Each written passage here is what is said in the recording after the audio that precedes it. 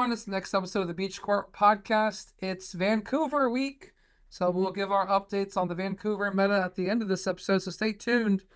But till then, we got to talk about Pokemon Day. Pokemon Presents was last week on Thursday, February 27th.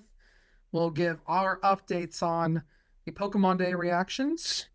We got some Crispin's Corner for you. We didn't finish it up all last week, so we want to do two more sections of Crispin Corner today. And we have special guest James Cox joining to discuss Dragapult Dusknoir and how him and his crew did really well at the European International Championships with Dragapult Dusknoir. My name's Eric Ridgway. That's Parker Greenwald, and that's Max Corcoran. Boys, how you doing? How was your week? Week was good. I actually did something on Saturday besides work. I went to the mall, went to the flea market, went to Goodwill, went to all these places. Just kind of hung out doing errands all day with my girlfriend. Have you guys ever found like Pokemon cards at Goodwill? No, we have not. Me There, either. No one's. Wait, there aren't Pokemon cards at Goodwill, right? there I mean, at this is. point, we should probably just donate our bulk to Goodwill instead of selling Ooh. stores, right? Hey, well, $4 is $4. I mean, but yeah, I don't know. Good, like apparently it does like happen at Goodwill sometimes. This guy bought like a whole 4 row and he brought it in. He's like, "Yeah, I bought this from Goodwill." It's like, "How much did you pay?" And I forgot what he said. I was like, "Well, this is not Like worth what you $10. paid." Yeah. Did anyone else have like the formative childhood experience of like going to a flea market and then seeing like a pack of Pokemon cards and be like, "Oh my gosh, they have Pokemon cards here. Oh, yeah. You know, can I buy these?" And you go buy them, and then you open it up, and then they're fake, and you're like, "Wait, how could this happen?" I did it as an adult, so. Hey, I remember it as is an crazy informed. though. Like I'll look through like some friends' kids' binders sometimes because they'll be like, "Can you check to make sure there's any like valuable cards in here I should look out for?" Like I'll look through the binder and there's like a Charizard that's got like 3,000 HP. Yeah, the gold cards. Yeah. The gold cards, you get like 1,000 of them for $7 on Amazon. And then yeah. you just it's like, yo, I have Ash's Pikachu, which its ability is you win the game, and its attack for 1 energy is you win the game in case your ability blocked, I guess. A meteor falls on your opponent or something. Yeah. Like, yeah, it's Max, what'd you do this week? This was my first weekend in weeks not traveling or playing Pokemon, so I was very excited to just have a weekend where I like got to kind of like chill and relax. Caught up on some chores around the house and got to, just kind of do some window shopping, kind of like Parker was saying, same thing, just kind of getting out and about.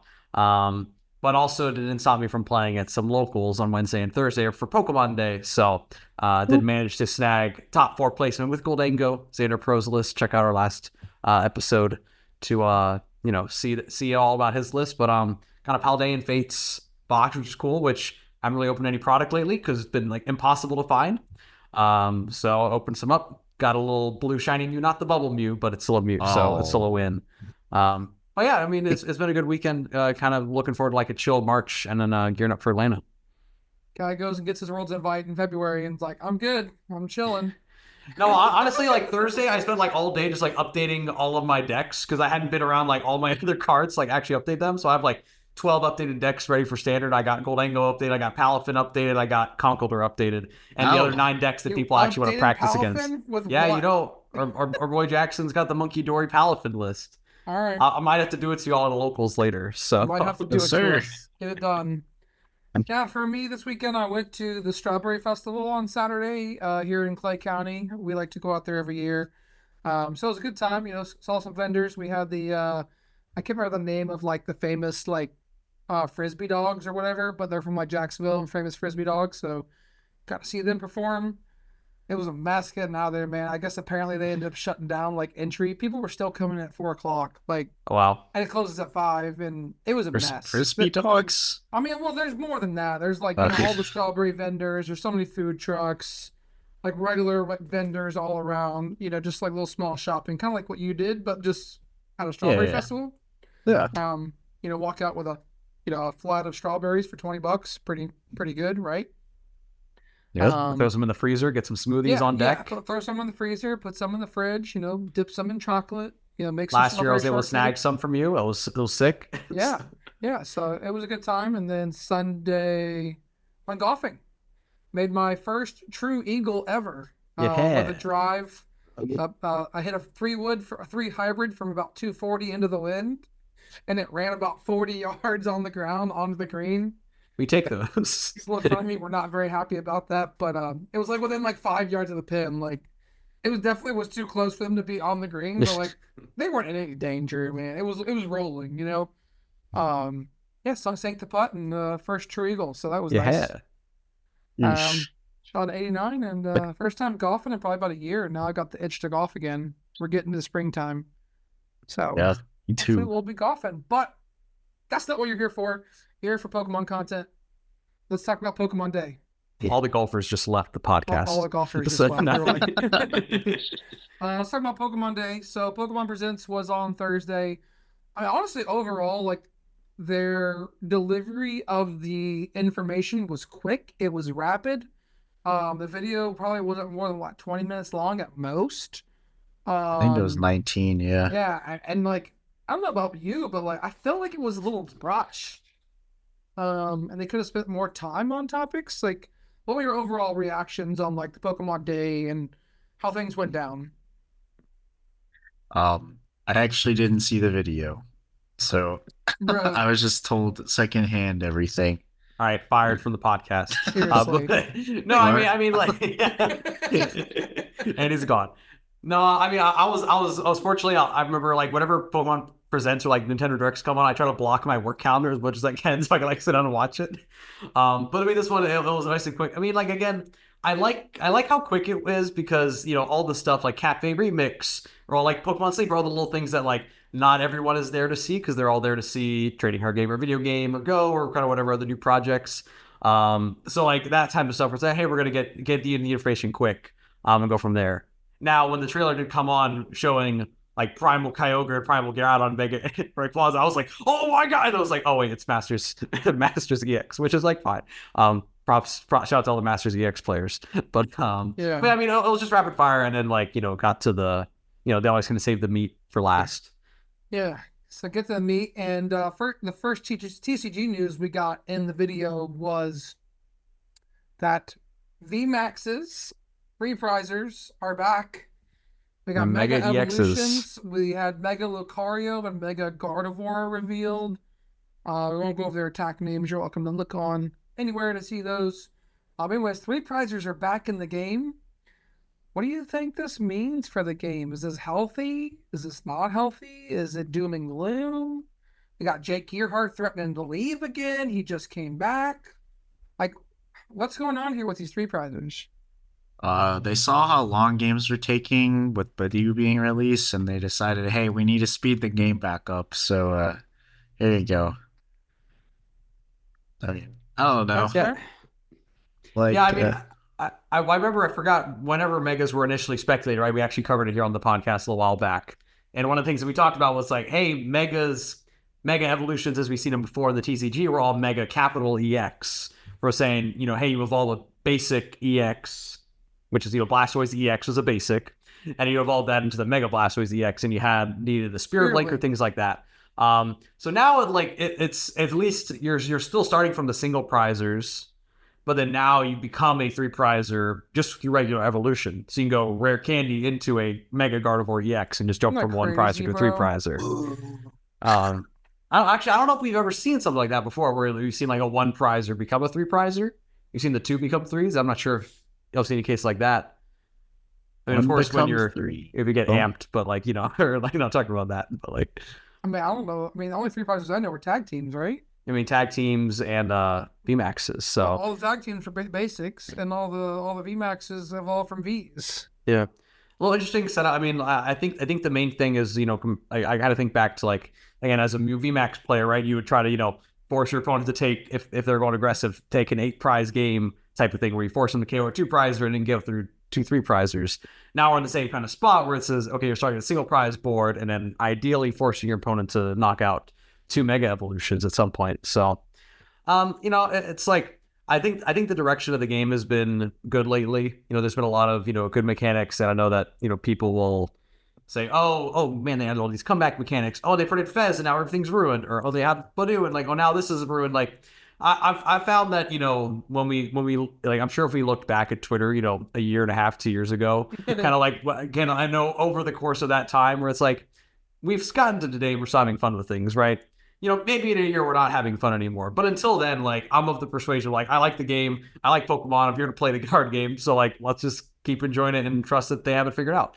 Yeah. Maybe this is the time for, like, the Gardevoir Raging Bolt deck. That way you can put, like, the charms on your Raging Bolt to make them 300 HP. And then like, evolve into a Mega Gardevoir. Heroes Cape on Mega Gardevoir. 460. Oh, God. Charizard's still in format, so it's fine. Yeah, I don't know. I mean, honestly, we only saw 2 of them so far, so my gut reaction was that, like, no, like, why are 3 prizers back? I thought we were like, I felt like we were trying to go in a direction of the game was trying to go backwards a little bit, and it was going to, like, try to slow down a little bit more. But, Parker, maybe you hit on the nail. Maybe they were like, we can't slow it down that much because you have to get through the tournament. And so let's put some good 3 prizers out there. Maybe that is why. So there's too many times on stream. We need faster. There really is so many times on stream. We've talked about that before. Where, like, there needs to be a 10-minute extension if you're on stream because of, like, all the shenanigans that you go through. Maybe. Yeah. But yeah, I think that, like, 3 prizers will be fine because I kind of trust the game designers at this point because they've been doing a good job. So, like, they wouldn't do this without thinking about it, right? Yeah. The one thing that I think is also interesting is that there's a lot more.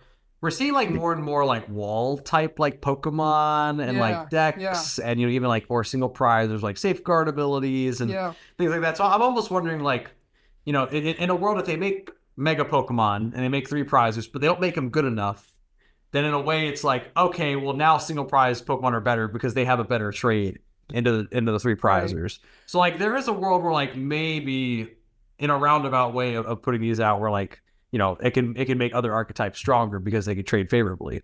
I think the one thing is, like, when you look at, like, longevity of cards, like, look at, like, Lugia V-Star, Regidrago V-Star. These are cards that came out, years ago back in 2022. Still very strong cards in metagame, right? Refinement Curlia. So, like, should cards have that long of a life in trading card game? Because, they could go and release some broken Mega EX and then could it run the game for the next 3 years? Right, like a VMAX type of thing? Or like a Lugia V-Star? Like, is it good if old cards remain dominant in the game? Or do we need to keep, like, phasing out old cards? And now we're going to need to get to a point where, like, oh, Charizard EX is, like, so bad and unplayable now, it's not even worth owning the deck. Like, is that the goal? Or, like, or is that, like, or should cards be good for their whole life? Because, like, Megas do have a chance to be good for their whole life if they're really strong 3 prizers. They're not basics, right? Oh, yeah, of course. Tag team basics were 100% a mistake. So, any last thoughts before we move on, Parker? No, I mean, I'm kind of excited to see what they come out with. But like Maddox was saying, like, I think they're kind of saving the best for last with the Megas. Like, just wait till Mega Charizard Z comes out or whatever. Like that's gonna be the bring all end all. Right. We'll find out at Worlds, right? They'll probably release a couple of them at Worlds. Yeah, if that's the set coming out, I guess they could even tease like J Block. Yeah. What was the thing I was saying? We'll see what 3 prizers have in store. Let's get to a couple other Pokemon Day topics. New game coming out that I don't think any of us expected. Except the ones that announced it. Pokemon Champions wasn't announced, was it? Oh, that one. I'm talking about Pokemon Champions. So, Pokemon Champions was a game that I was not expecting to be revealed on Pokemon Day. I thought it was going to be Legend ZA, some other games that we've been anticipating. But Pokemon Champions looks awesome. Like, the combat, the kind of, like, things that they can do in that game. I'm excited to see where this goes because, like, it could be a circuit of its own. It could replace VGC holistically. It could just be a game that people play. What do you guys think of Pokemon Champions, and where do you think it ends? Yeah, I mean, Pokemon Champions, like, being a game where now we can see Pokemon battles not only on Switch but also on mobile, like, just immediately is going to add a ton of accessibility to the game where you can have casual players that want to try this out, or people that don't have a Nintendo Switch, or we don't have a bunch of Pokemon in like Pokemon Bank or have that whole history. Like they now have a world to like enter the world of competitive, Pokemon video game battling. I think that in its whole, right, again, things like Pokemon Pocket, or just adding accessibility, getting it on a phone so people to actually enjoy and like play that, you're reaching new audiences. So I think that's just going to bring, even more attention to Pokemon, even more players, and even, I could see it converting over to VGC as well. What are your thoughts, Parker? Did you watch the trailer at all?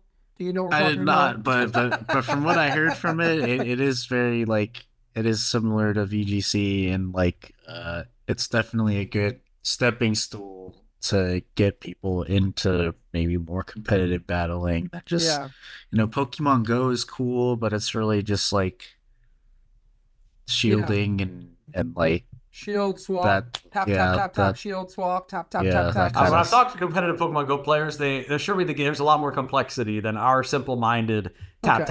Okay. Well, the thing about Pokemon Go is like you have to catch these Pokemon with like weird IVs, where like in the regular games you want them to all be 31, or like sometimes you want your speed 0, but at Pokemon Go, like to get the optimal like I don't know, Lucario. It's like optimal like attack speed plus. Yeah, you need like 8, 14, 11 like Lucario is like the optimal one and stuff like that. So that's like I'm never gonna catch them. Yeah, and that's the thing. I mean, like anything that we can do to make the game more accessible and easier to play is great, right? I mean, the trading card game has done a very good job of that, because you can go pick up a Charizard League Battle deck, you can go watch Azul's video on how to upgrade it for $10, and like you can show up in a tournament and like do fine with the deck, theoretically. But the craziest part of the go ahead, sorry. No, I was saying, like when it comes to like video game and Go, right, there is that steeper learning curve. I know for like VGC they have like rental teams that you can use to try things out, but still, in some cases, I need to go back 3 games ago and catch this perfect IV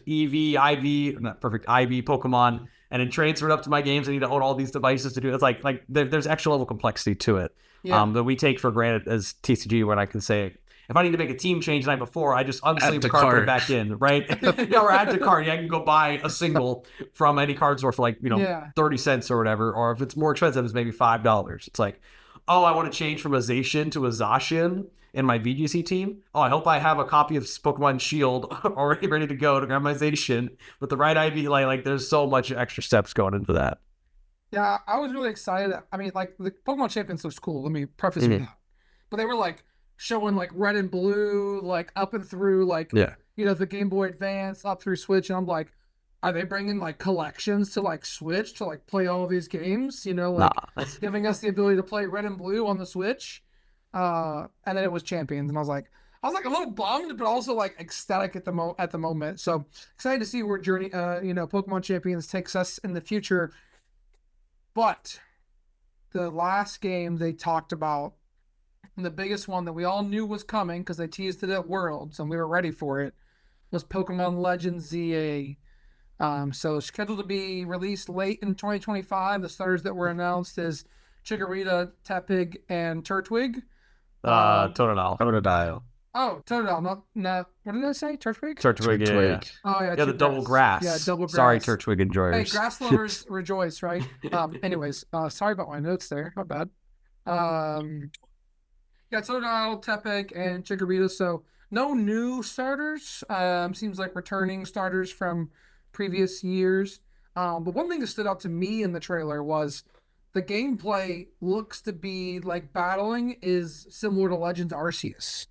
So I'm wondering if, we just had this discussion about Champions and if it takes over VGC, I'm wondering if this game becomes a part of the VG circuit, right? Because battling like that would be really cool if, the trainers were moving their Pokemon around while they're 2v2 battling and like doing all these cool, movements, and instead of just like sitting there, like during your opponent's turn or while things are happening, you're just kind of sitting there, right? I would like to see the VGC be more involved at something like that, That's where I hope the VGC game goes, and that's what I'm excited to see, because if it goes down a route like that, I might be switching to VGC. It sounds like a lot of fun. Yeah, definitely had some cool new things there. I mean, I think given like the track record with Arceus, they're probably unlikely to do that, but But also, even though with the games, what we have seen is they have created new mainstay Pokemon stables, right? Blood Moon Ursaluna is from Pokemon Legends Arceus, which was an extremely powerful Pokemon in the VGC and is also tied over to the TCG. So I'm always excited to see how these games like come in and add new like mainstays to in new forms. Or I mean, we'll probably see like new different forms of Meganium and Incineroar and Torterra, or maybe even Mega Evolutions for them, right? So I think there's like a lot of like cool possibilities with it, and also like these games are always just like fun to play, and somebody who's played like the traditional games for a while, like that new battling style, like you talked about, like it's a huge refresh. It's like very refreshing to enjoy. Yeah. What do you think about that, Parker? Sound good to you? Yeah. So I never played the Legends games. What? I know. I have a Switch. You're fired twice. I've fired twice. Today. But like I'm always like, you'd fire Parker. What's the old show back in the day that Trump ran? You're fired. Oh, The Apprentice. How did he say it? Just you're fired, or something like that. So fired. All right. Anyways, Parker. Apologies for the interruption. I've always looked at the Legends games and they're cool because they're like it's like a Zelda, Pokemon, and like I enjoy watching people like running from the Pokemon and like getting jumped and like, all this other stuff, all these shenanigans that like don't really happen in your old regular like Pokemon game. But I don't know. Like we'll see. Like I'm kind of excited for like the story, even though like in Legends it's like kind of dark, or in Arceus is kind of dark, and then in this game I guess like your AZ's like apprentice and he owns a cafe or something like that. It's just like way different circumstances, but like, I don't know. Like I actually really like Kalos as a region. Like the games weren't my favorite because like after you beat the Elite Four, there's like actually really nothing to do besides like catch Zygarde. That was the coolest thing about Legends Arceus is like there was always something to do, and you were always like trying to like the Pokedex was so much fun. Like they made you catch like 50 of this Pokemon, catch 30 of this Pokemon. Like it was so much fun.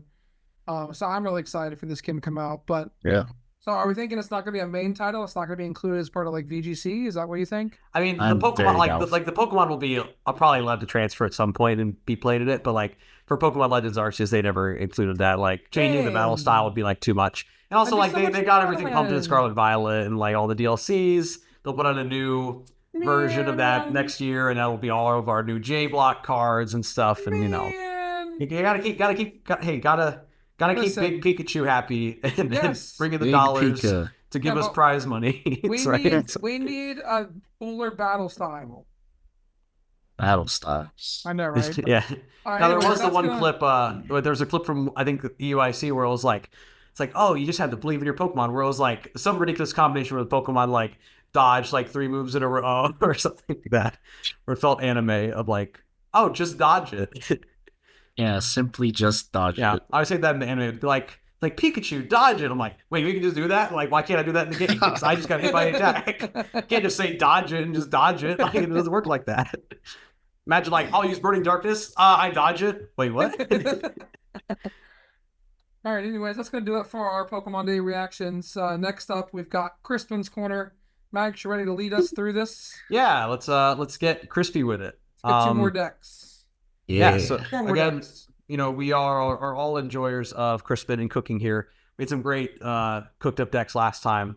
Again, as usual, we've been looking at the live roster from UIC and choosing, 2 random lists there that did not make day 2 and battling it out, seeing which one would win in a theoretical game over the table. We also get to show off all their cool art. So we have EP versus Al.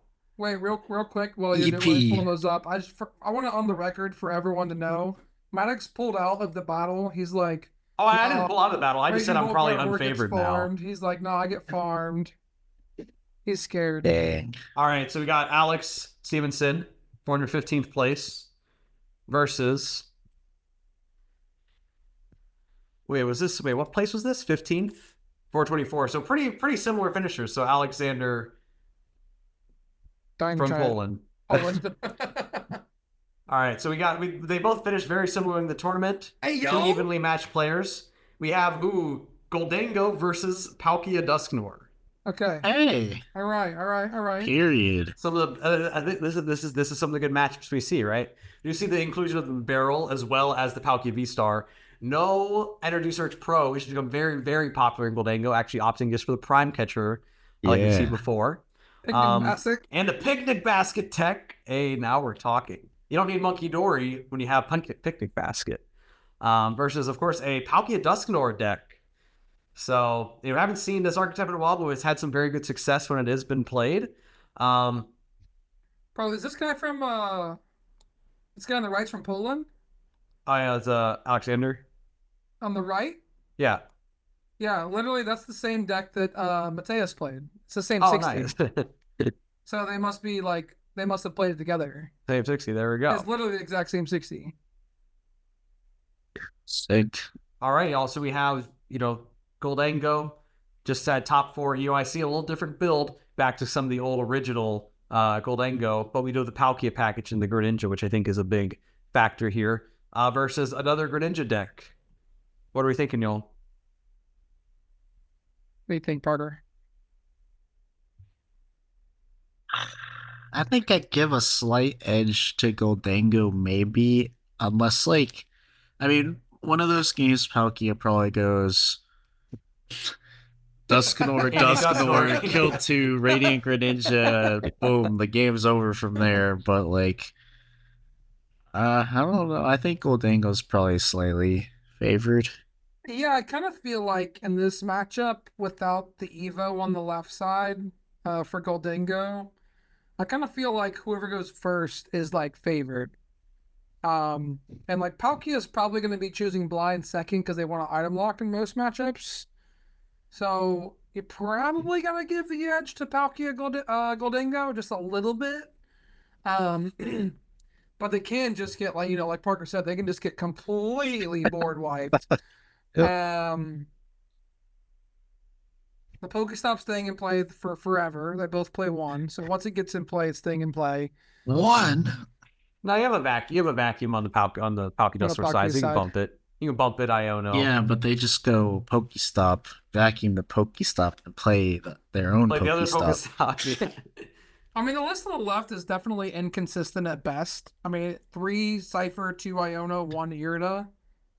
We got 4 Vessel, we got 4 Nestball, we got 4 Buddy. It's just not a lot of supporters. So I don't think they're gonna get to do whatever they want on their first attack without the E-Search Pro too. Mm-hmm. Yeah, so This is true. I don't know. Maybe I'm going a little bit towards Palkia Dusk. I don't know. Palkia Dusk is the deck with probably the most potential if you just hop off completely. Yeah. But I don't know. Yeah, I think I'm probably I'm a Goldango enjoyer, but I agree that there's a few consistency issues with the list. Not having the Energy Search Pro really makes it hard to have that aggressive turn 1. Because you are able to get your Prime Catcher, but not being able to rush energy in your hand is tricky. 4 Earthen Vessel is a lot more. Actually, maybe the list without Energy Search Pro used to play 4, but I don't totally know. But I think in some cases, Palkia can set up for cases where they're hitting good numbers on you. They have the Greninja pressure early. And, Blood. I mean, I was gonna say Blood Moon closing out, but Blood Moon doesn't really do anything. Actually, nah. Goldango Believers, I'm with you. Goldango Believers. Actually, I just figured it out.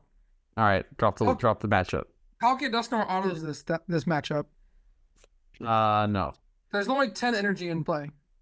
Yeah, you just don't get Badooed. It's fine. Okay, right. Just don't use all your energy to Badoo. Yeah, or save your Sharp Portal. Set up Greninja EX, and then after they KO it, Badoo. Nah, you still got 1 energy left. Wait, you have 3 energy left. 2 energy left. You do 350, 1 on the active. Yeah, 2 energy left. Yeah, you're fine.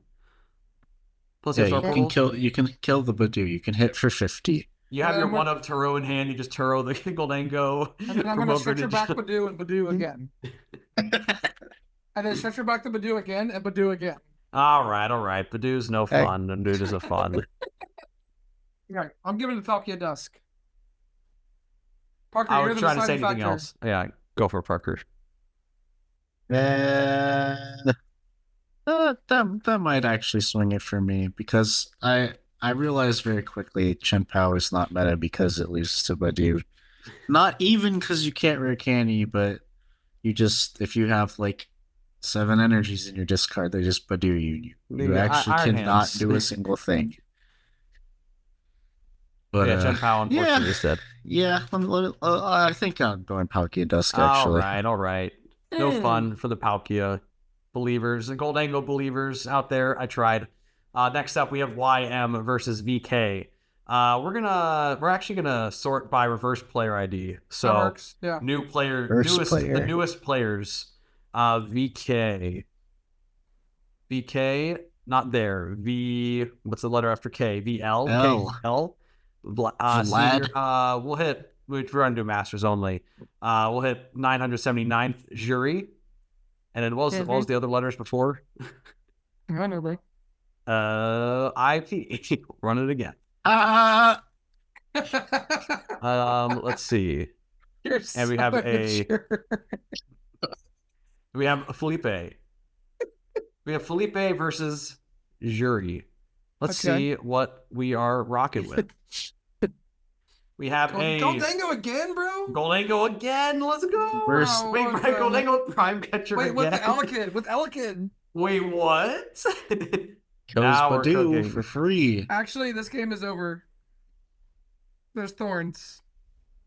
Nonsense. You just KO the thorns. It's fine. You simply kill the thorns. Yeah, Dragapult Iron Thorns versus yet another Goldango. This is just Palkia promos, okay? The Babero line is back. We have the Ellie Kid. Not sure how you're ever getting into that, but go off, King. You Buddy Puffin and Prime Catcher, obviously. You're gonna Prime Catcher to KO Badoo under item lock. All right. We got Trolley on the left as the ace back. Right, it's a typical Pult Iron Thorns. Yeah. With the Klefki inclusion. Yeah. I mean, again, this is one of those where it's like, actually, we don't really have any. Actually, the problem is you can't ever really Star Portal until you get rid of the Iron Thorns. Where's the Badoo? No Badoo. Right, it's Iron Thorns. Badoo, it's Thorns. It's Pult Thorns. They don't play Badoo. They're either denying your abilities or they're Phantom Diving. All right, so if Pult Thorns just plays Thorns, can they win that way? Wait, what? Like if only Pult Thorns. Just goes like straight Thorns. Nah, I think they lose. Okay. I feel like, once Goldango gets 5 energies, I feel like they maybe lose. But I guess if you could prevent that, but I mean, only the 2 vessel again, like very low on supporter counts here, but you know the Pokestop, double Pokestop. 2 vessels. We got the letter of encouragement. Oh no, you're That's not very Goldango. Letter of encouraging. encouragement. That's funny. That's not very encouraging. I'll go with the Goldango here. No, honestly, I mean, like, this is a tough matchup for Goldango, in fairness.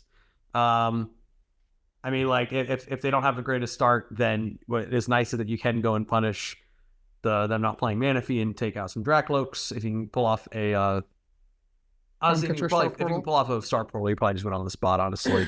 Yeah, 2 Dracloaks. Yeah. Yeah. I'll give it to Goldango. Goldango enjoyers, we are so back. Parker's not a believer.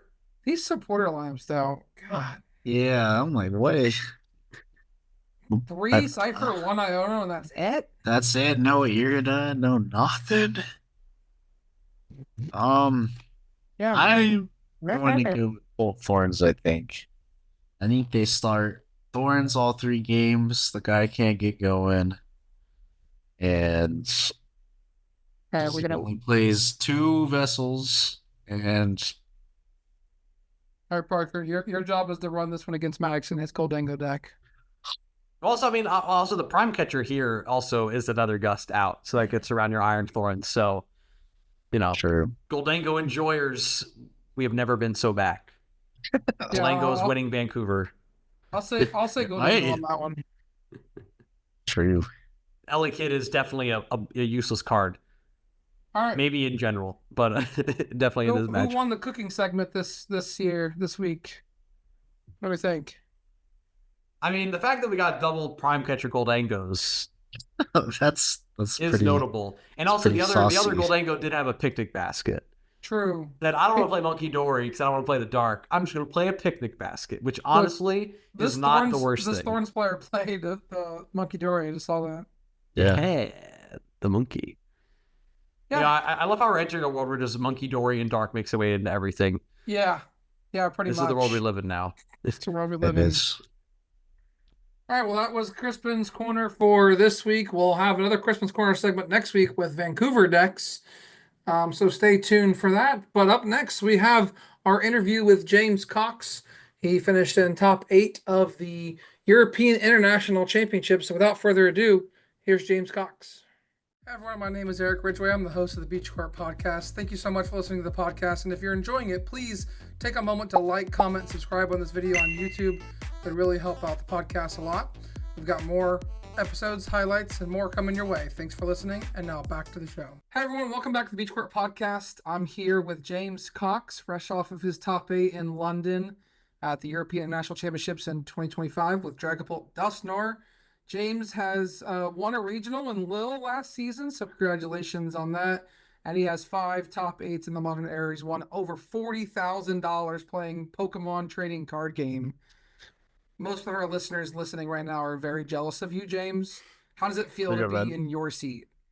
It's definitely a blessing. We're lucky to be in this position, not a lot of people, especially my age. I'm very grateful.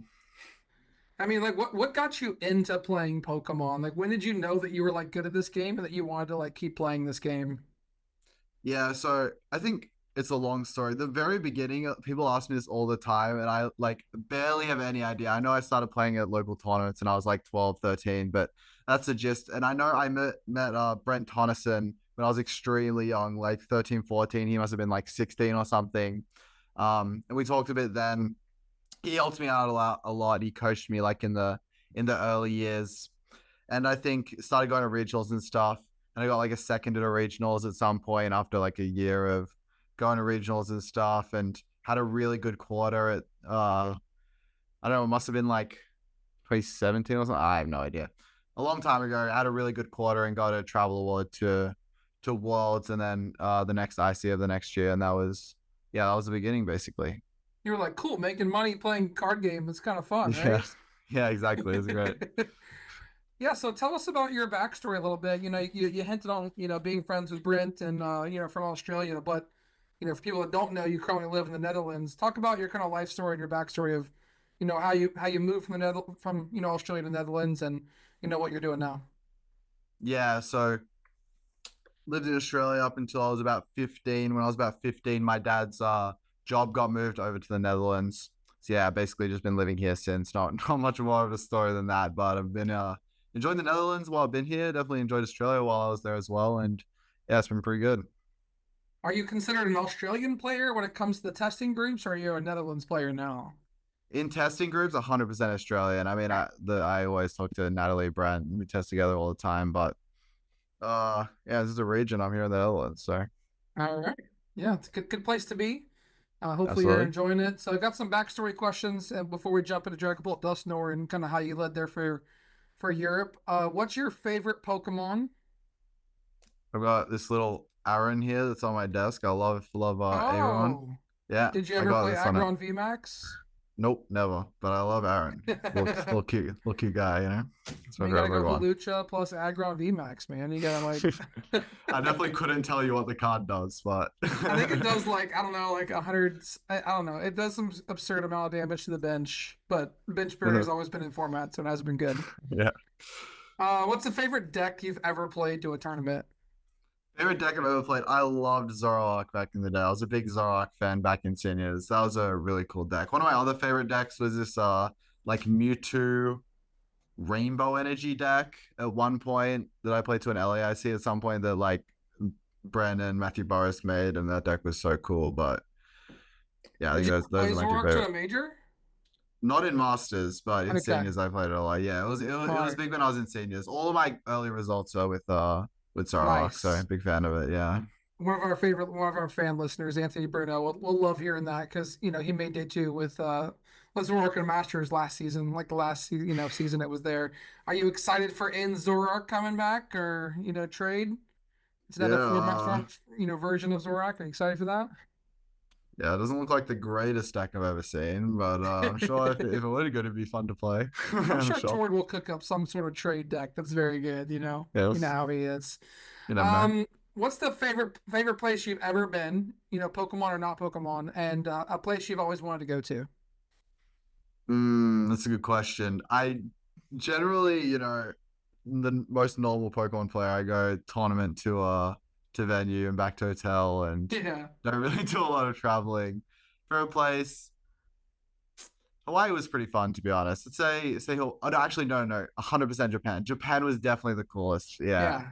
Japan's pretty dope.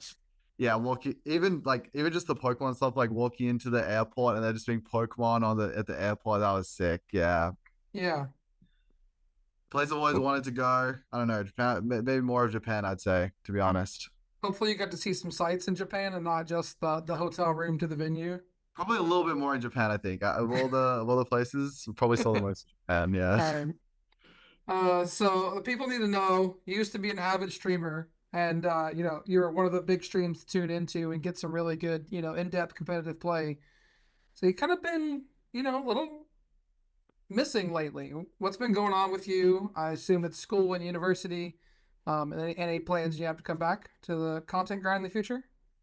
Yeah, so streaming, I don't know if I'll do much streaming. Yeah, in the last like 6 months or so, I've been I started university, and yeah, it's that's been taking up a lot of my time. So, but I'm definitely gonna get back to YouTube and doing YouTube videos. So there might be a stream here or there, like trying to make a YouTube video or something. I've got some ideas that might come up in the future, but yeah, no, probably I like YouTube more than Okay. like streams for the most part these days. So that's more Yeah. likely to come back. I think I saw a tweet where you're looking for an editor. So if anyone listening wants to edit for James, comment, like, subscribe on this video, and I'll make sure we get it out to James. Sure. Yeah, I mean, what's your degree at university? What are you going for? Doing economics. Economics. What do you want to use that for? We'll find out. Something with economics, huh? Yeah, something with economics. Yeah, we'll see how it goes. Yeah. You just like math? Is that why you chose that, or? Yeah, I like maths, but yeah, general economics has been good, been fun. Yeah. Well, we look forward to hearing from you about economics in the future, but that's not what everyone's here for. Everyone's here to hear you talk about Dragapult Dusknoir. So let's talk about Dragapult Dusknoir, how you got there for EUIC. So talk a little bit about your testing process. What decks did you try out, and what ultimately led you to Dragapult Dusknoir for London? Yeah, so I think the main thing going into the tournament, for starters, we were on Dragapult Dusknoir like weeks and weeks before.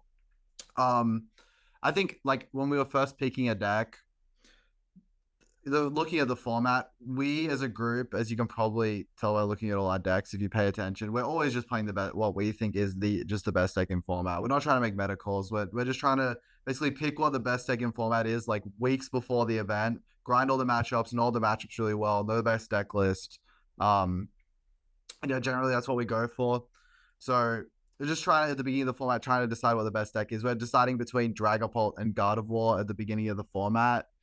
I generally didn't really want to play Gardevoir, even though I played so much Gardevoir in the past. I'm not really up to date with Gardevoir, and I really didn't want to have to play mirrors against people who've been grinding Gardevoir for the past 6 months. Because even though I played Gardevoir before, it's not the same with Monkey Dory and all this stuff. It's very different than what it was before. So I didn't really want to play Gardevoir, to be honest. And Dragapult seemed extremely good, so we played a lot of like the matchups, worked out these matchups. So yeah, we could get to almost favored into everything as Dragapult, so it seemed pretty safe to lock in Dragapult a few weeks before.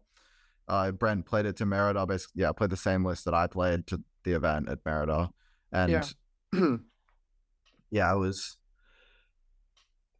was basically how we decided on the deck, to be honest. Were there any matchups you really just didn't want to see, or you were scared of going into the tournament? Going into the tournament, not really. After the tournament started, it occurred to us that nobody had any idea how to play the Goldango matchup, and nor did anyone know how good it was. And everyone's like, yeah, Goldango matchup's really good for Goldango. I played it in. We'll get into the tournament. in a Yeah. minute, but I played against a few Goldengos. Not go great. Against a few Goldengos. Not go great. It didn't go great. Yeah. But yeah, not going to the tournament, but yeah, once it started for sure. So you said you locked in Dragapult a couple of weeks ago before the tournament, but you were like Reggie Drago's main like your limitless page is like Drago. Did you test it at all in this format and like you just had to scrap it, or how did that go? Like it's kind of hard to put down a deck, Like so, talk us through like that how those feelings were like going into London. Yeah, it can be hard to put down a deck for me. For Drago, it wasn't very hard to put down because I didn't honestly like playing Reggie Drago that much. Like it was definitely by far the best deck in format, and so and like I knew I think I was pretty solid at playing Drago. Like I'd played it a bunch, he tested a bunch for Waltz, and so I was pretty good at the matchup. So I couldn't really put down the deck while it was the best deck in format. But if you look at my limitless page, it's like Gardevoir, and I switch decks, and then we play the new deck. It's Drago, and now it's gonna be Pole. Like, yeah, exactly. So like, it's I'm happy to put down a deck, but only once it's out of best deck in format. And yeah, it didn't test Drago at all. I didn't really want it. Yeah, didn't touch it. I was done with it. There wasn't any other viable options going into Europe. You guys were just solely locked on Dragapult and just figuring out those final few matchups. Yeah, it turned out great.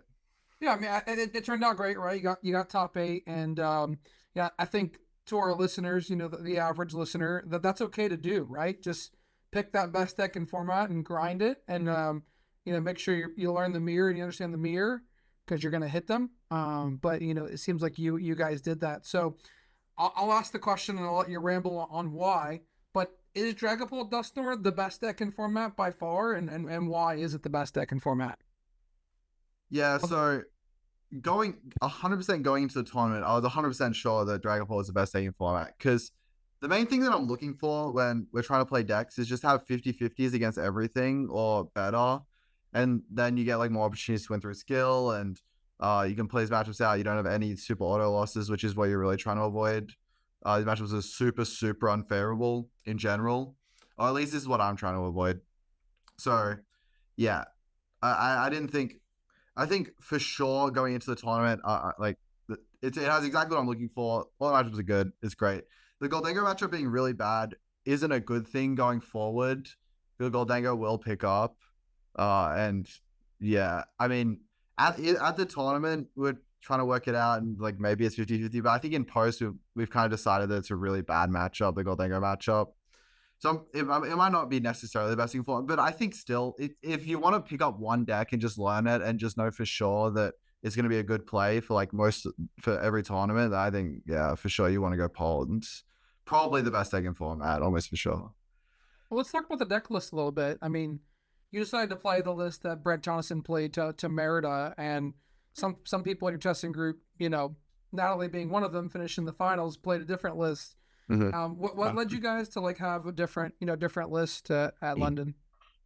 Yeah, so I think primarily, I'll preface this by saying that the main discussion going on within the group at the time was that the deck list doesn't matter that much. Like the last cards in your Dragapult deck is way less important than what we decide to do in the Guardy matchup, or what we decide to do in the Dragapult matchup, or are we going first or second against Miraidon? Like these things are way more important than the last few cards in the deck. With that said, they are still important, and there's a few reasons for the changes. And now, basically, outside of the cards that Natalie and I played, there was almost nothing else we were considering. We were only considering the Dusknoir Dusclops split, the Iono versus Vacuum, and the Lance versus, what's the last card? I forget. So Lance versus something else, whatever, an extra Lance. I can't believe I already forgot. But yeah, anyways, so we the Dusknoir is really good against everything except the Mirror and the Gardevoir matchup. Again, the Mirror and the Gardevoir matchup, the Dusclops is definitely better. In my opinion, it's slightly more important to give yourself the better Miraidon matchup, because the Dusknoir, it's a real issue if you prize it. If you only play one, you prize the Dusknoir and you prize it, it's you lose to Lugia and Rhydon like almost on the spot, which is really bad. So that's mainly the reason for for why I think the Dusknoir split is right, but Dusclops could be better in future. I don't know. I'm a fan of the Dusknoir, but the other switch is the Vacuum. The Vacuum, it's kind of scary to not play Vacuum. There's a lot of matchups that you kind of need the Vacuum, like if you're the Gardevoirs are playing Hero's Cape, which you didn't really expect, but if they are playing it and you're not playing the Vacuum, it's a really, really tough matchup. That was. So your last card difference was Ultra Ball. Ultra Ball, yeah, that's it, right? And that's not that big of a deal. Ultra Ball for Lance, they basically do the same thing. In like all the butter matchups, they kind of do the same thing because you're trying to Ultra Ball for Lumia on turn 1, and they're not that big of a difference, to be honest. Lance gives you better outs if you get Iron Node against butter, but yeah. And the Lost Vacuum against Charms, against Miraidon, you can lose to Charms more often and stuff like that. But yeah, it's not the craziest difference. Though the main thing that we did play that most people weren't playing, like before Merida or whatever, is the third Duskull, which I think the third Duskull is like the main thing. It's really, really good. Mainly into the Gardevoir matchup. In the Gardevoir matchup, the main thing we're doing is targeting down monkeys and trying to stick Duskulls, and you need as many Duskulls as possible. So when your Duskulls die, you can always keep 2 on board. Right.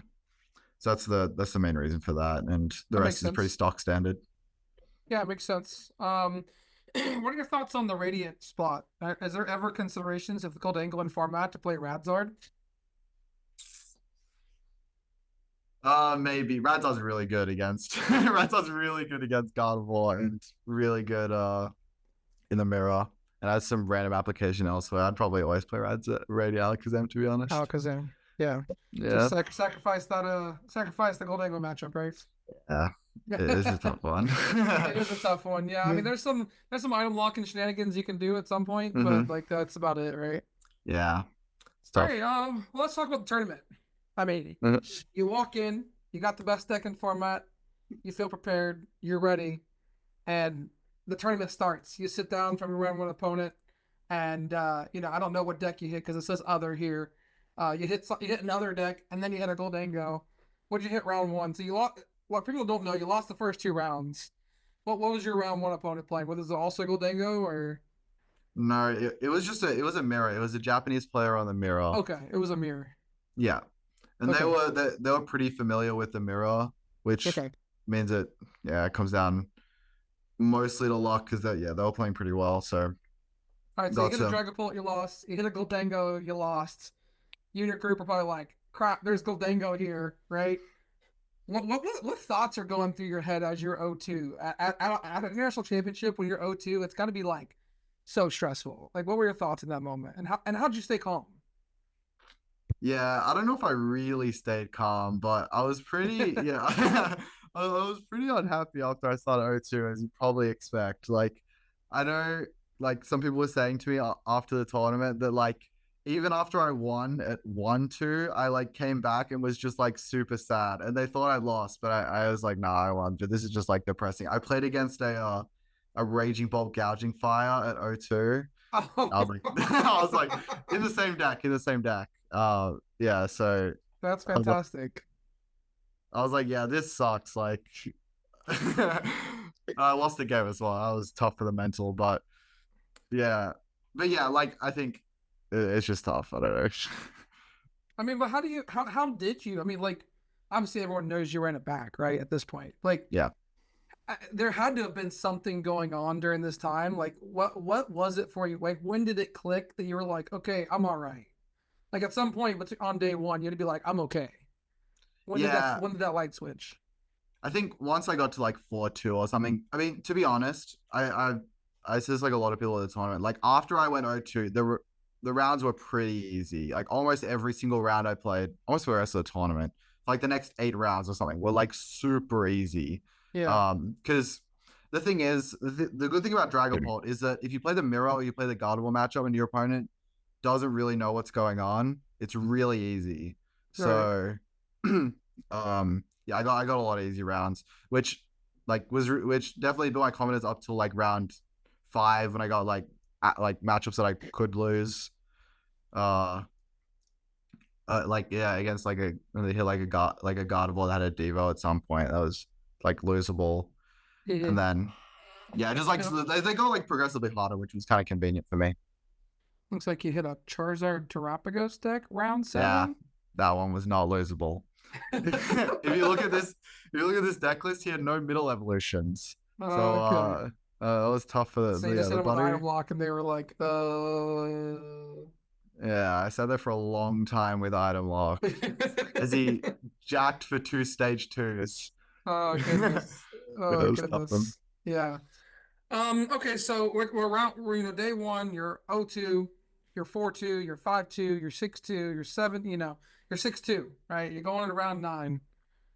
There's a group of people that will say ID, make it to day 2 of international, go win, win some games, make some money. There's a group of people that say, no, I'm here to win the championship. I'm going to play it out. So what was your thoughts going into round 9? When you saw your opponent's pairing, did you know what you were playing against? And kind of just talk me through what happened around 9 and what made you decide to play that out in round 9. Yeah, so my opponent wanted to ID, but I'm very against IDing at this point. I just want to win. I don't know. I don't even think it necessarily increases your odds of decreases your odds of getting money that much. And I expect to have like a 70% win rate against the field or something, which like I need to be winning that most of the time anyways.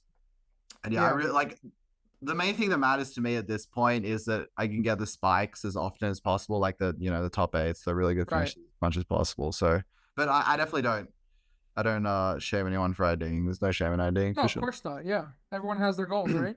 Yeah, exactly. So it ended up being a Miraidon deck. How'd that matchup go? Were you ever stressed? Was it close or? It wasn't very close, to be honest. Was it very close? It mainly just I got turned to attack both games, just going first or second, which is great. That's what you want. Just candy into my guy. They would go like Iron Hands usually with the DT, and I just candy into my guy and attack them. And there's not much I can do after that. Even if they rat you butter, and then I'm setting up for win next turn with the win on the following turn as well. So I think the same thing basically happened both games. All right. Is there any advice you'd give to a Miraidon player that wants to play against Dragapult? What to do, what not to do? What's the best route? What are you most worried about in that matchup? Yeah, it's tough. From the Miraidon perspective, I mean, you're trying to go as fast as possible. I think try not to have DT on your Iron Hands, but you don't really get to choose all the time. So yeah, I don't know. It's tough. I don't really know what to say from the Miraidon perspective. You don't get much control as the Miraidon perspective. You get a lot more control as you don't get control as other side, to be honest, but you get a little bit more as the Dragapult. And what's the importance of the DT for people that don't know? Yeah, so the issue is like if you have to lose like that many energy with the Raichu, it's a big problem. You can get buttered the turn after, and you give them back the free turn, which is a big problem. So, and you need to basically get to 1 prize, ideally, before they can just win with Dusknoir, because you need to prevent them from using Dusknoir. So, I mean, the goal is just go as fast as possible, but it can be hard to do that. Yeah. Okay. So you go to day 2 at 7-2, and any highlights in day 2 you want to call off for those first 4 Swiss rounds? How are you feeling as the day progresses? Was there a moment where it clicked like, oh, I can win this tournament, or when did that change for you? Yeah, so I think like I definitely got more nervous after winning the first 2 rounds for sure. Like I was still kind of in this like more chill mindset that I've been like most of day 1. Like after I got over being depressed or being 0-2, it was like just do as well as I can. But then like after I'd won 9 in a row, I was like, all right, well, like we can definitely make cut here. I only have to win 2 more. Right. It's not like the field's looking bad. In fact, it was looking pretty good at the time. So, and I there wasn't really many highlights. I think I was definitely making quite a few mistakes in this match I had against Miraidon in round 12. But other than that, it was pretty standard. I hit a Gardevoir that I'm pretty confident in my Gardevoir matchup. I know it really well, so yeah. That was mainly it. And then hit a Gouging Fire in round 13, which I actually like. Which I don't know what the matchup is. I think it's probably pretty good, but it felt pretty good at the in the moment. And so Yeah. yeah, was able to get through that. Yeah. So when you beat the Gouging Fire, like what's going through your head at that moment? Like you just won 11 matches in a row, which is honestly like absurd for a lot of people to like even fathom that happening. It's absurd for me.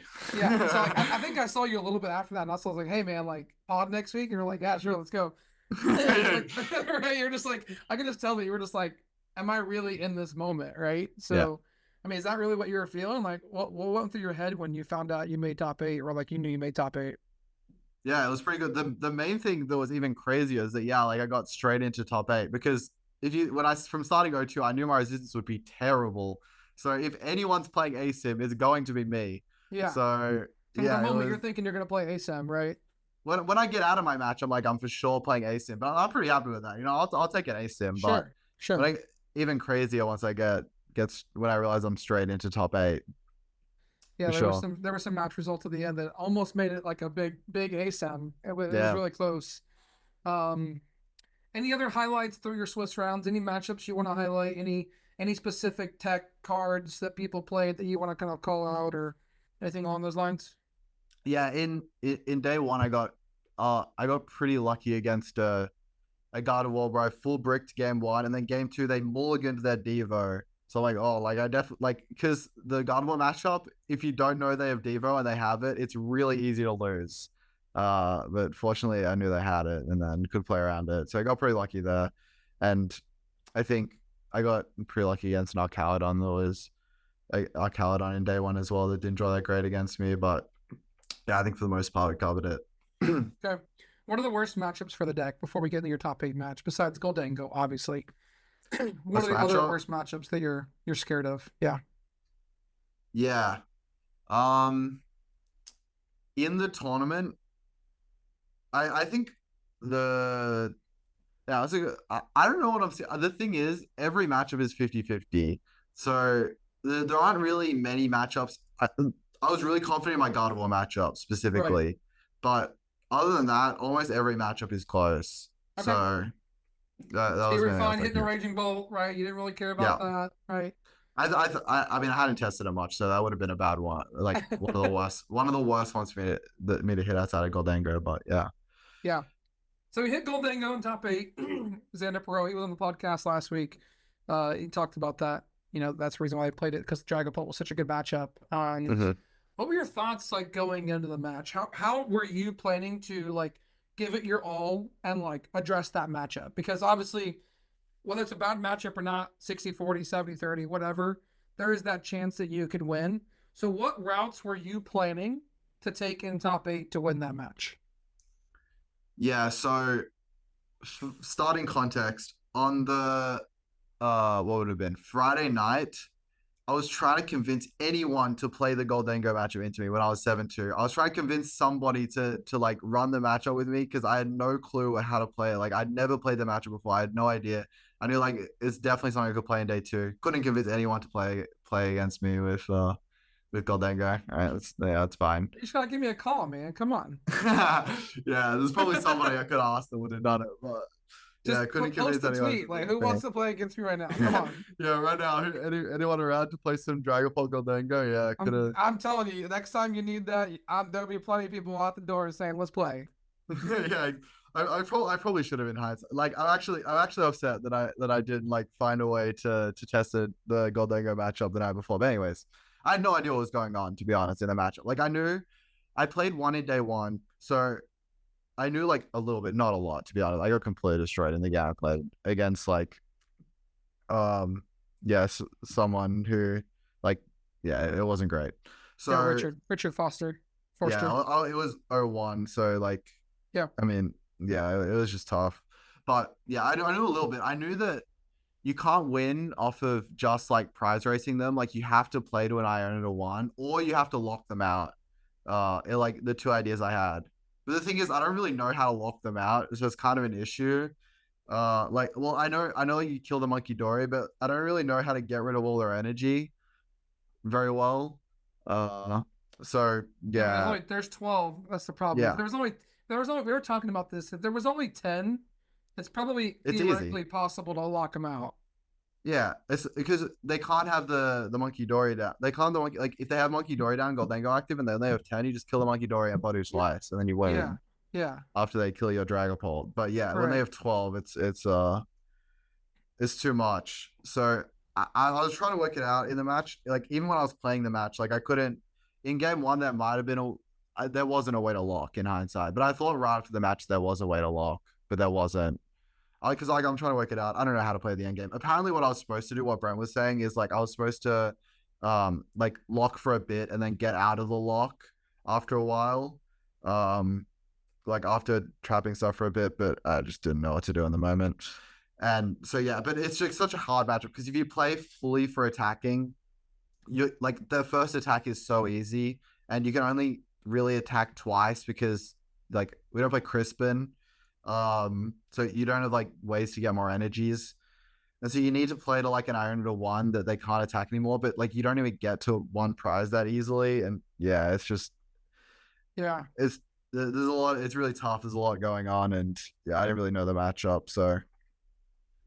Yeah, I So mean, it seems like, Goldengo was like the surprise deck of the weekend, and that's why, it had some good finishes. And I think that's, those of you at home, if you have a deck that you know very well that isn't super meta, but you feel confident in your like best deck in format matchup, play it, right? Because the people, even some of the best in the world, we're hearing from James Cox here, didn't really know what was going on or what to do. And, that's what we keep saying. We keep hounding over and over. Just practice, practice, practice, makes perfect.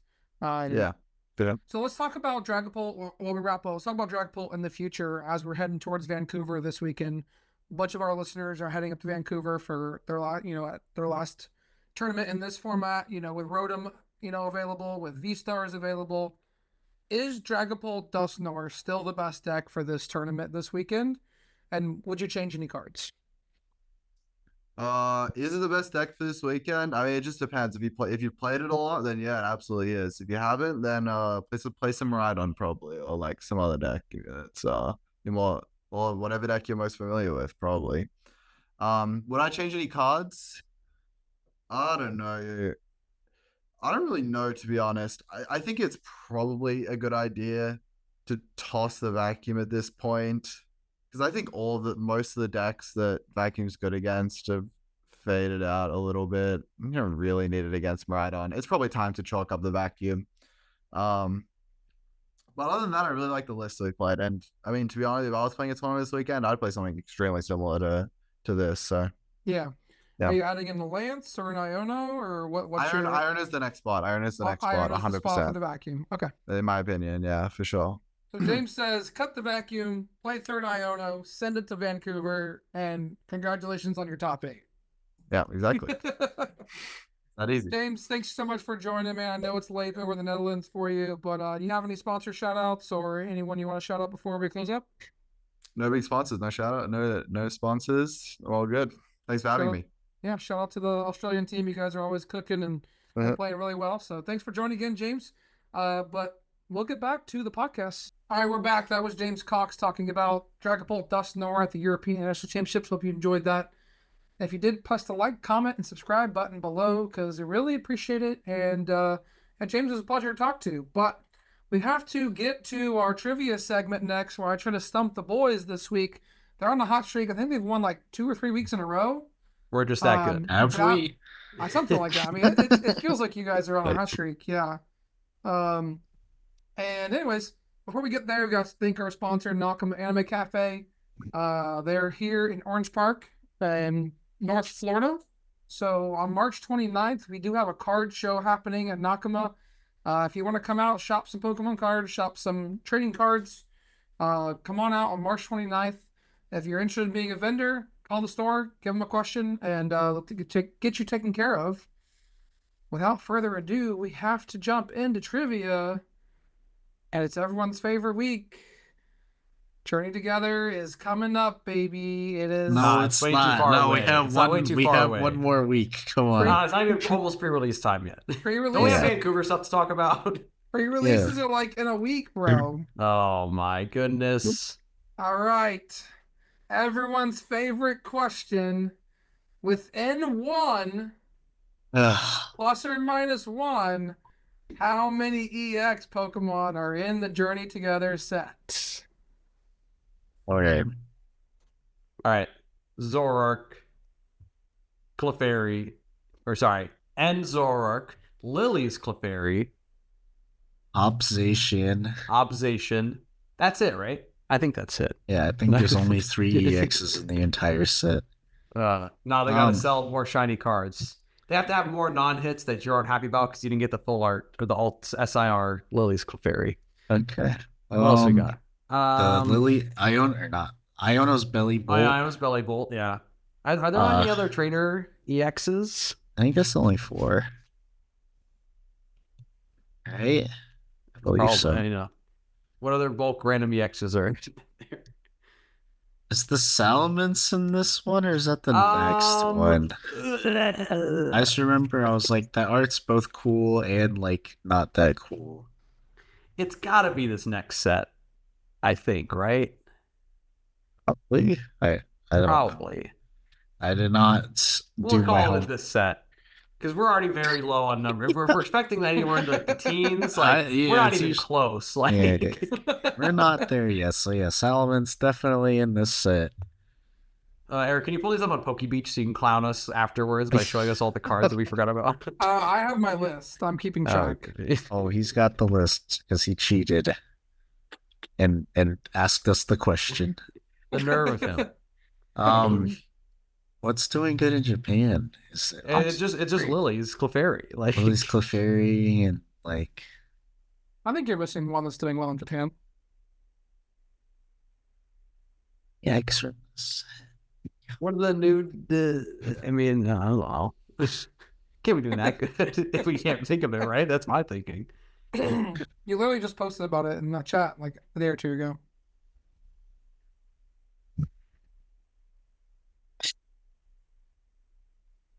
I'll give you a hint. You said it was about the answer to the Waldex. Something with Shred. What? Answer to Waldex. I mean, I was talking about Dragapult being answer to the Waldeck in Goldengo.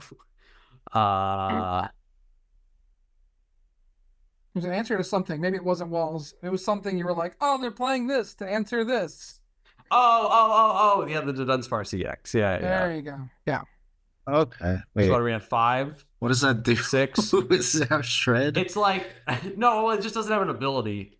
So they're playing it in Archaladon to Dunsparce, because your Archaladon has an ability to get walled by Cornerstone. Yeah. So then you can play the Dunsparce CX as now to Cornerstone. I guess you can attack. It's like 1 energy, 60 damage. But how do you beat Melodic? They're not. It's not a Terra type. Oh, it's not Terra. Oh, read the cards. Listen, we already went over. I don't know what every card in Standard does. Next week, we'll be quizzing Eric on what every single card in Standard does. Yes. Or maybe just one of them. But anyway. Is Mamoswine this set, or is that next one? Yeah, okay, we'll call it this set. No, it was definitely in the. It was definitely on. Is it in Japan? Is it on stream? Azul definitely made a video about it from Champions League, so Mamoswine. Okay. Then we'll call it this set. We'll call it this set. That's a 7. Yeah. I think this is hopeless. I literally can't think of any more. What are we at? 6? We're at Double it, and give it to the next person. Yeah, sure. Yeah, we'll double it and give it to Eric. That works for me if it works for you. There's one more that I could definitely think of. Yeah, if it's in this set, song to think about. It is the Volcanion that burns. I'm pretty sure that's this one, right? It probably is this set. Okay.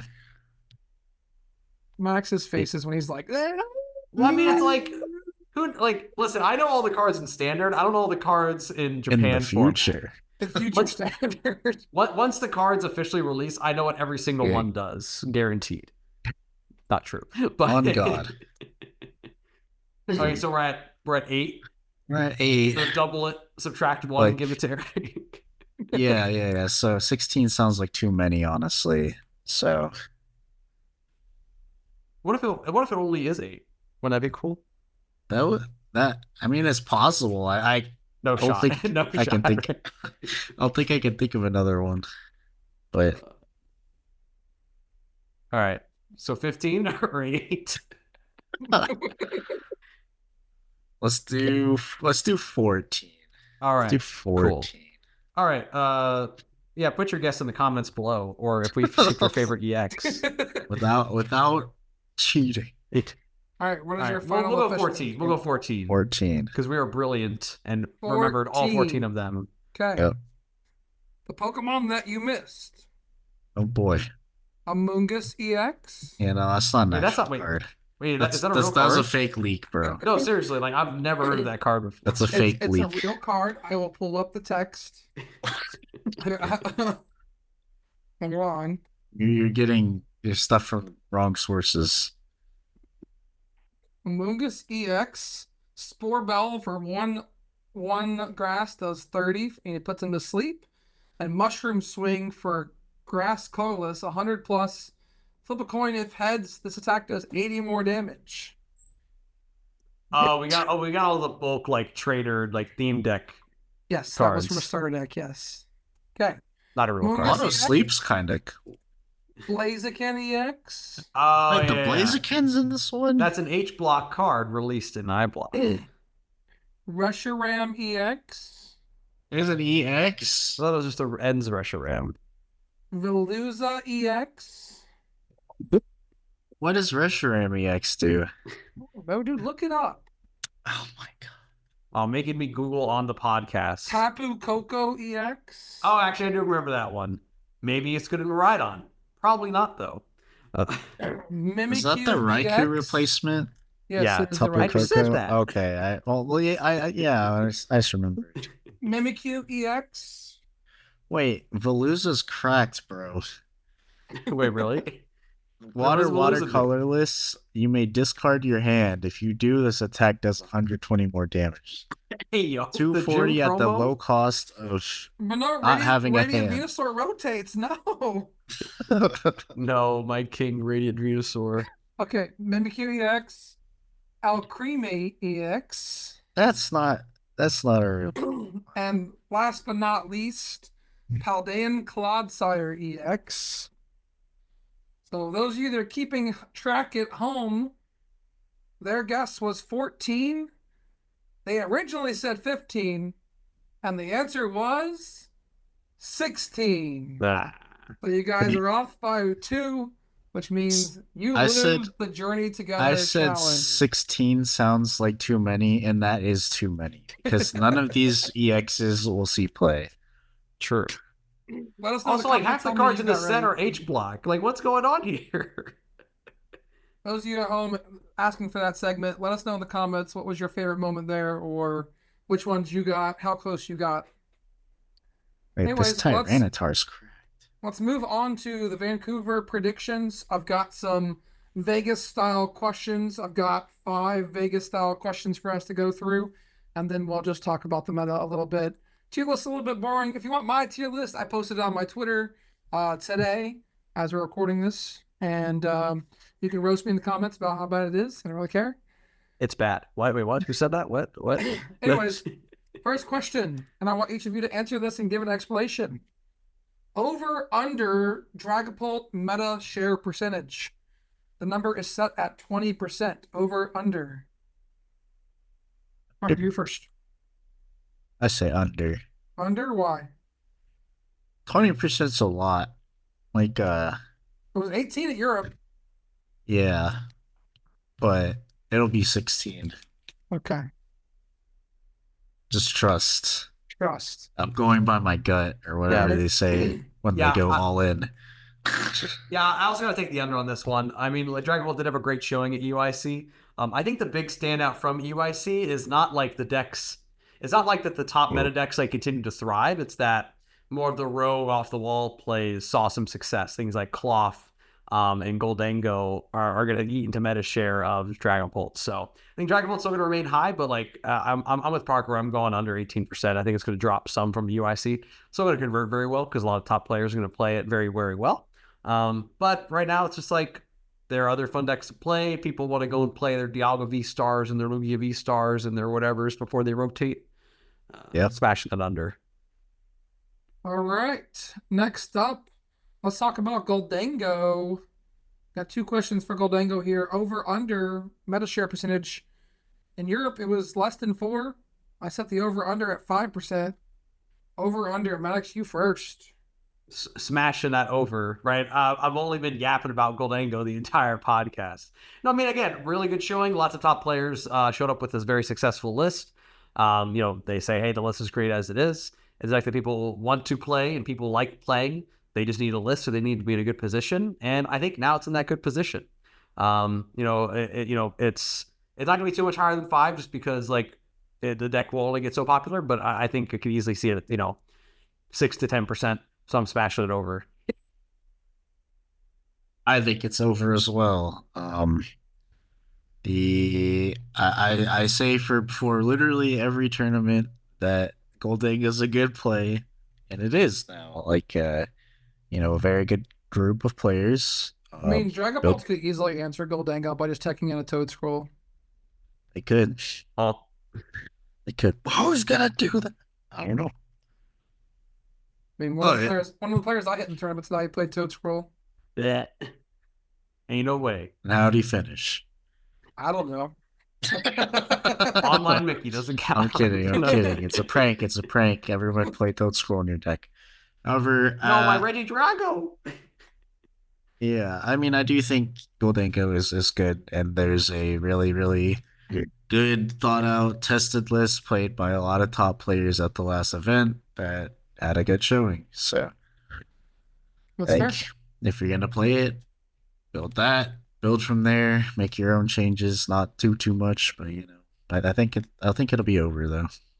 All right, let's talk about where we think it's going to finish. Over under is set at top 32. Top 32 is a push. Top 16 is a win. It's an over. And top 64, is an under.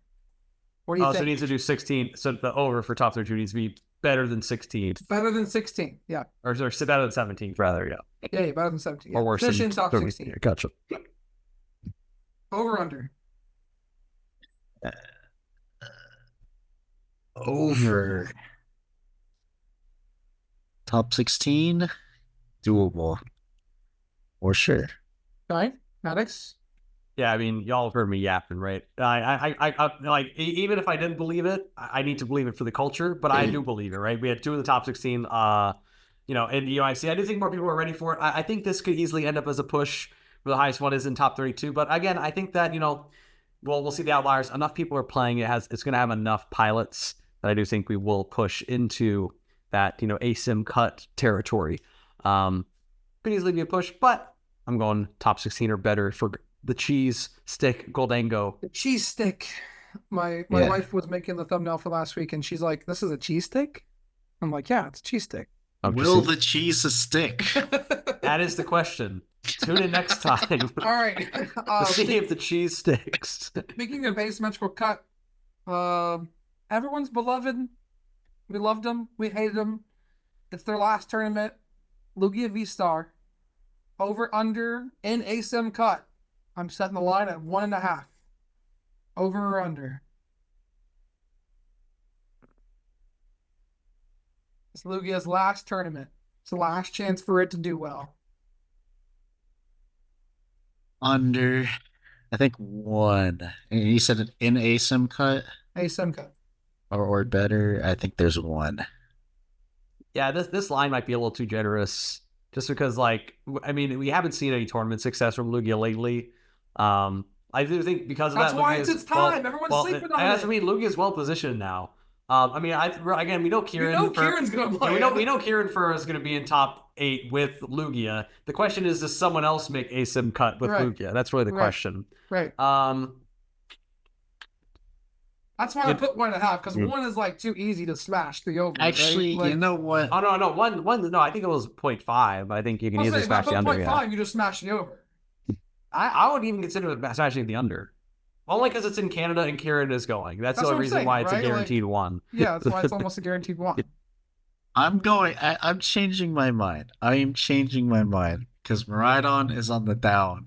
Because our Chaladon's big. I think there's 2. Or Okay. actually, I'm just saying over. All right. I'll take the under, right? Kieran will come in with that skill diff. I don't know if anyone else has got to like him. Again, I think it's very well positioned. And honestly, if you're playing your Dragapult, I was gonna say I still might play your Temple. If you're trying to win the tournament, play Temple. If you're just trying to go to have a good time, just say, I'll lose to Lugia. Because who's really gonna play Lugia?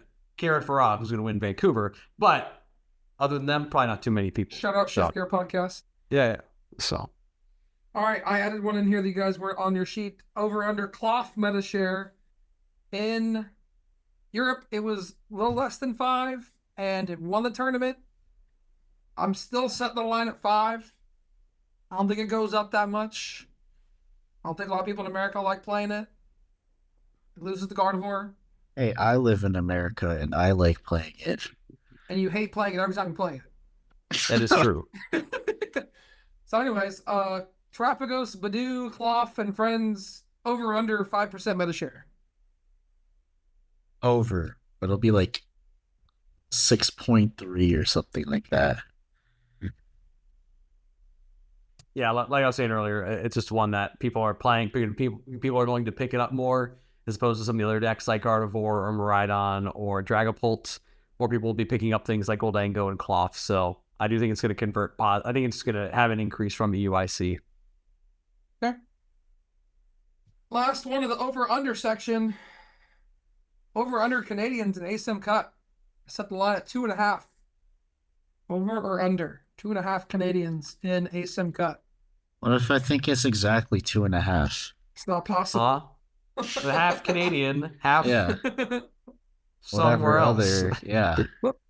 There will be a flag on Limitless. There's only one flag. It will either be Canadian or not Canadian. Let's see. We'll do 3. I'll go over. Over. Maybe Andrew Estrada pulls up, just like whoops people. He's like, I need my invite. Yeah. Hey. I need my invite. Win the tournament. Yeah. Rex? Right. Canada, without a doubt, has plenty of incredibly talented players. It'd be easy to Same. lock in the over, but America's taking this one home. Vancouver's good. Listen, if it's not, listen, if it's not Kieran winning, it's probably an American winning. So How about I'm Landon? taking Landon could win. Landon's already won one. He could win again, and he would be the GOAT. Yeah. By Azul, going for Landon Caitler. No, but yeah, listen. Plenty of talented Canadians. I do think Americans tend to do pretty well at these tournaments. Would love to see a Canadian take it home, but in terms of number of Canadians in ASIM cut, I do think it's going to be a little bit lower. So I'll take the under. Okay. All right, next up, got a question. Goldenga was the surprise deck of EUIC. Will there be a surprise deck of this tournament? And if so, what will it be? Is Lugia a surprise deck? No. No. I mean, I would say a surprise deck is defined as a deck that was on page 2 that will do very, very well and a large group will play. So if you're looking at page 2, I'll give you some ideas so you can mull it over. What is page 2 of like EUIC? Yeah, you got Raging Bolt, Ceruledge, Charizard, Lost Box, Snorlax. Oh, it's Lost Box. Lost Box? Yep. Yeah, I think that's a pretty good pick if you're looking for a deck that like a lot of players could show up with. I'm going for a little surprise pick. I think that, we'll see some strong players show up with like Palkia Dusknoir, go on a nice little run, get things going, get things cooking a little bit. And then, like we said, like Parker was saying earlier, once you get kind of all your pieces going, it's a deck that can just run hot and run people off the table. And it might be its time. Right before Palkia rotates. Might be its last showing. Dang, this is actually Palkia's last tournament too. That's Palkia's kind last of sad. I know. When that card first came out. Maybe we'll even have a top 8 of all Palkias, like the good old days. What about I'm gonna throw mine out there. What about a straight Dialga deck? Nope. Okay, is Andrew Hedrick playing it? Yes. Top 8, guaranteed. So, if it's not Andrew Hedrick playing it, 5-4. All right. Last question before we wrap up. We got to get off of here. People are clamoring. They want to know what wins Vancouver, the last tournament of the V Stars. There is no more. Actually, let me. Just gonna get one more tournament after this.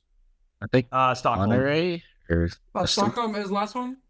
There's Stockholm was March there's 22nd. there's also regional in Fortaleza in Brazil. That's the same Shout out to weekend. anyone going there. Yeah. The same weekend. Stockholm And then and Brisbane. Brisbane's actually also in format. Yeah. Oh, so we got There's oh, still 2 more. I gotta fly overseas to go play V Stars.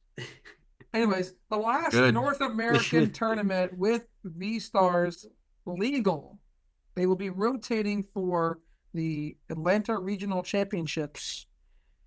What do you guys think? Who wins the Vancouver Regional Championships? Oh, is it my person turn? or deck? Deck. Oh, deck. Sorry. Reggie Deck. Dragapult. Imagine. I don't know, man. Like some I don't want to say Like not Moffitt? well Like known Moffitt's gonna players. play it probably. Like He probably will with his 2 Gardenia Vigor. All right, are you locking in Reggie Drago be starting? I think I did like Lost Box. you think Lost Box is gonna win? This is also Lost Nah, Box's last nah, tournament nah. too. Just saying. No, Lost Box not gonna win it. Let me say Guardy. Let me go Guardy. Okay. Also, Refinement Curly's last tournament. True. It is. True. When it comes to decks in the format, Reggie Drago's talked about as a good deck. You know why it's very good? Because it plays Dragapult EX and can Phantom Dive. If you come for the king, you best not miss.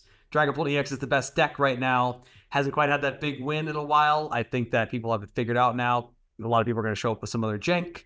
And when you show up with jank and loses Dragapult, give me Dragapult EX winning Vancouver. That's Finally fair. actually getting a major win, I think, besides when did it win back in Europe? Like, it's been a little while now. It's been a while, yeah. All right, my pick for the winning deck is the deck that everyone has said is on fraud alert, that everyone's saying don't trust it. It's not going to be well. If you hit it, you just take an L to it. Everyone's me. Yeah, everyone's Maddox, and also some other players I won't name. Anyways, I think our child on Dialga is going to win the tournament. I think that people are starting to disrespect the deck. People are going to know how to play their matchups. They've got more and more reps with this now that they've had a couple tournaments. And it's always just been like hanging around there. And all it's got to do is have like a couple of good matchups in top 8 and, have a couple Turos go its way, a couple Cyclones go its way, and Dialga taking it down. All right, so that's my prediction. Let us know in the comments what you think is going to win the Vancouver Regional Championships. While you're there, press the like, smash the subscribe button. We got awesome things coming. I keep saying it, but we're living it. We're here. Thanks for everyone for your support. That's going to do it for this episode of the Beach Court Podcast. We'll be back next week to have a recap of Vancouver and look forward to journeying together. See ya.